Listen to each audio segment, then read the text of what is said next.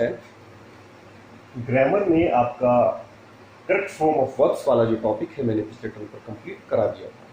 इस प्रकार स्टूडेंट्स आपका काफ़ी कोर्स कंप्लीट हो चुका है। प्रोज में सिर्फ एक लेसन बाकी है।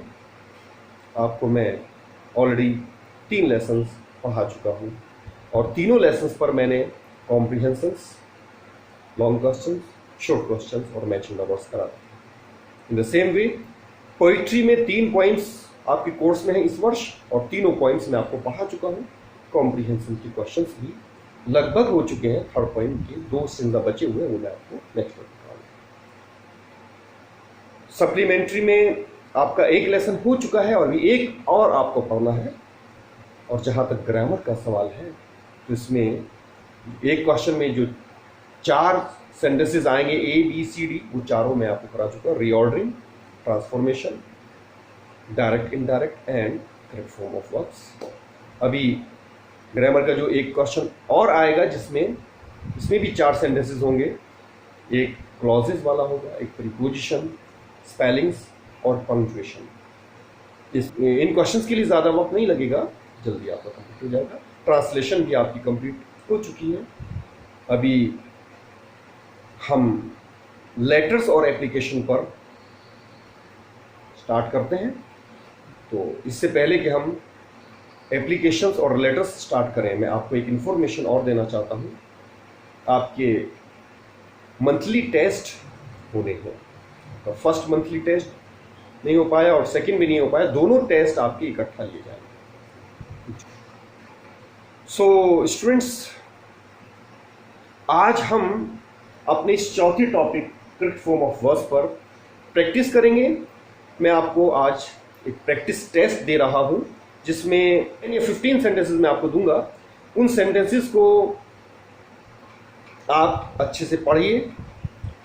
उन सेंटेंसेस के बाद जो ब्रैकेट में वर्ब्स दी गई हैं उन वर्ब की सही फॉर्म आप ब्लैंक्स में भरिए और फिर आप उस पेज की पिक क्लिक करके वो मेरे पर्सनल व्हाट्सएप नंबर पर भेजिए ही करेंगे। चलिए,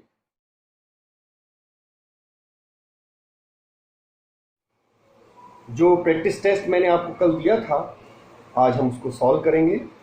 इसमें जो पहला सेंटेंस है वो ये था, you ought to blank your elders, और ब्लैंक में हमें रेस्पेक्ट की फॉर्म भरनी है। स्टूडेंट्स याद कीजिए, पहला क्लू मैंने आपको दिया था डू, डज, डिड या विल की फैमिली में से अगर कोई भी हेल्पिंग वर्ब सेंटेंस में है तो हम वर्ब की फर्स्ट फॉर्म ही यूज करेंगे। तो यहाँ पर ऑट टू विल की फैमिली में से है, अर्थात ऑट टू का मतलब चाहिए होता है, तो इसलिए यहाँ पर रेस्पेक्ट को हम एज इट इज लिखेंगे क्योंकि रेस्पेक्ट ऑलरेडी फर्स्ट फॉर्म में है। ऑट टू का मीनिंग होता है चाहिए, रेस्पेक्ट में सम्मान करना, तो आपको अपने बड़ों का सम्मान करना चाहिए। Now second sentence, she blank A sari for her sister, और ब्लैंक में आपको बाय की फॉर्म भरनी है। स्टूडेंट्स में कोई क्लू नहीं आया है तो इसका हम मीनिंग निकालेंगे। उसने अपनी बहन के लिए एक साड़ी खरीदी, तो ई की साउंड निकल रही है। जहां पर ई की साउंड निकलती है वहां पे पास्ट इंडेफिनिट टेंस होता है और उसमें सेकंड फॉर्म का प्रयोग किया जाता है। तो बाय की सेकंड फॉर्म बॉट इसके अंदर लगाया जाएगा।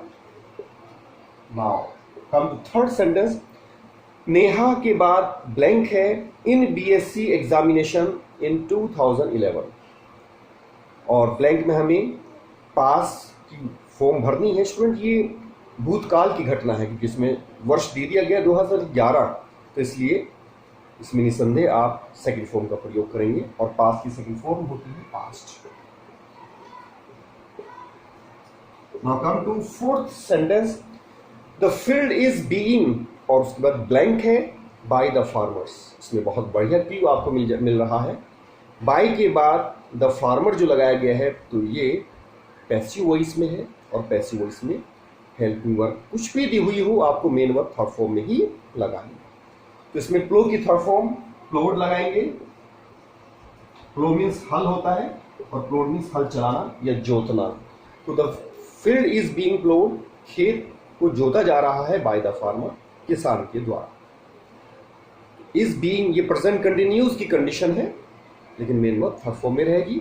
Okay, now fifth sentence, India, उसके बाद ब्लैंक है, 3 medals in the Beijing Olympic games, और आपको विन की फॉर्म भरनी है। स्टूडेंट, ये जो घटना है पास्ट टेंस से रिलेटेड है, क्यों? क्योंकि बीजिंग ओलंपिक गेम्स जो हो चुके हैं बीजिंग में, तो उनसे संबंधित है ये। तो भारत ने बीजिंग ओलंपिक गेम्स में 3 मेडल जीते थे, तो ये भी पास्ट इंडेफिनिट टेंस है। विन की सेकंड फॉर्म 1 यहाँ पर। Now come to sixth example, he के बाद ब्लैंक है, इन दिल्ली 4-5 years, इसमें भी बहुत बढ़िया क्लू हमको मिल गया।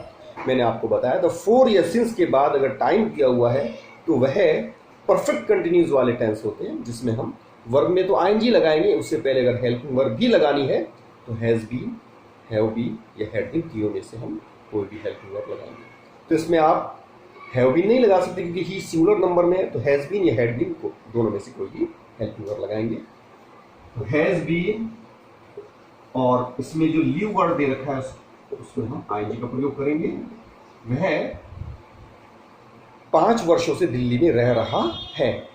Now come to seventh sentence, they will have, इसमें विल हैव बहुत बड़ा क्लू है।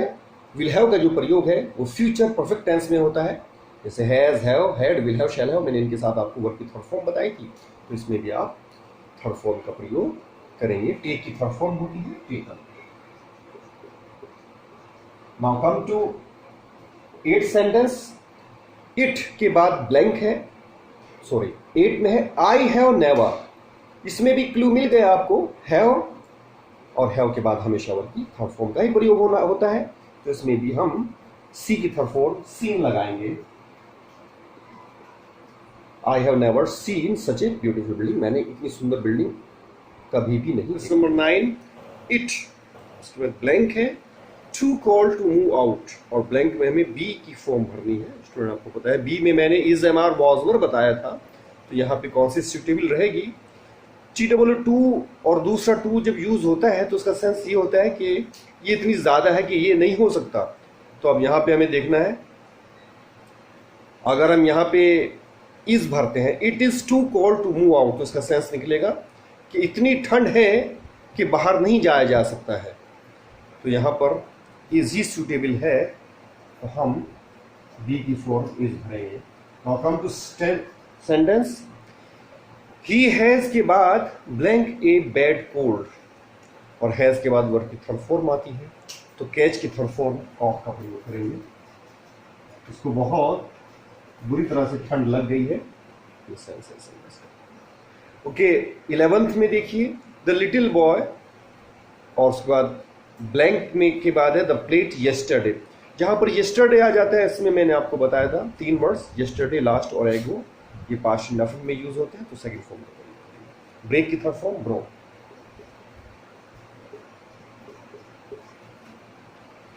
यानी छोटे बच्चे ने कल एक प्लेट तोड़ दी थी। 12th, मैन के बाद ब्लैंक है, the only animal that can laugh, ये बी की फॉर्म भरनी है, यानी ज़मार वॉजवर में से भरना है, और ये यूनिवर्सल ट्रुथ भी है, इसमें वॉजवर का तो मतलब ही नहीं बैठता है। इज एम आर में से हम भरेंगे। मैन सिंगुलर नंबर में यूज हुआ है, तो मैन के साथ में इज का प्रयोग होगा। 12th में is, man is the only animal, इंसान ही एक ऐसा एकमात्र जानवर है दैट कैन लाफ, जो हंस सकता है। नाउ सेंटेंस नंबर 13, अक्षय के बाद फिर ब्लैंक है, आउट ऑफ स्टेशन टुडे, और बी की ही फॉर्म भरनी है।